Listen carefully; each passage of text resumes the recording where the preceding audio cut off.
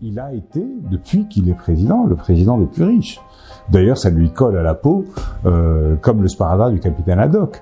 On lui a tout de suite collé le sparadrap président des riches, ça s'est fait automatiquement. Je suis président de tous les Français. Vous savez, les riches, ils n'ont pas besoin d'un président.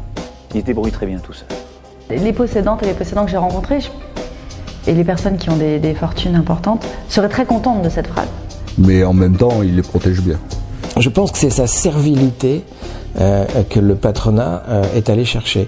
Et ils ont trouvé un type assez idéal. C'était un type qui y va, quoi. Quand Emmanuel Macron dit les riches, ils n'ont pas besoin de président, c'est incroyable.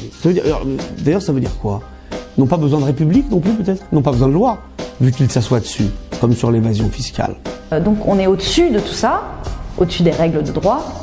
C'est pour cacher quelque chose qui est absolument essentiel, c'est que les riches ont au contraire besoin d'un président, d'un fondé de pouvoir de l'oligarchie à l'Élysée. La bourgeoisie capitaliste a absolument besoin de l'État. Cette manière, en fait, de toujours mettre sur un piédestal les plus puissants et les plus nantis, et de cracher du fiel sur les travailleurs en permanence, ça en dit très très long. En tout cas, je sais de quoi il n'est pas le président. Il n'est pas le président des salariés, il n'est pas le président des paysans, il n'est pas le président des fonctionnaires, il n'est pas le président de ceux qui créent les richesses dans le pays.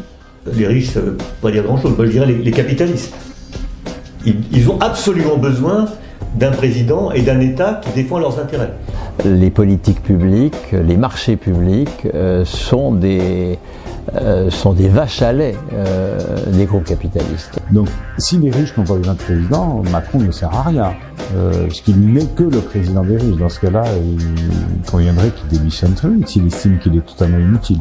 Son rôle de président se décompose de deux manières. Imposer des sacrifices, de la sueur, des larmes aux travailleurs en France, en les culpabilisant, en les divisant en permanence.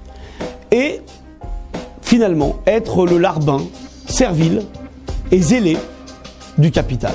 Donc je veux dire, il a 4 clichés, 3 idées à la con, et il va obéir.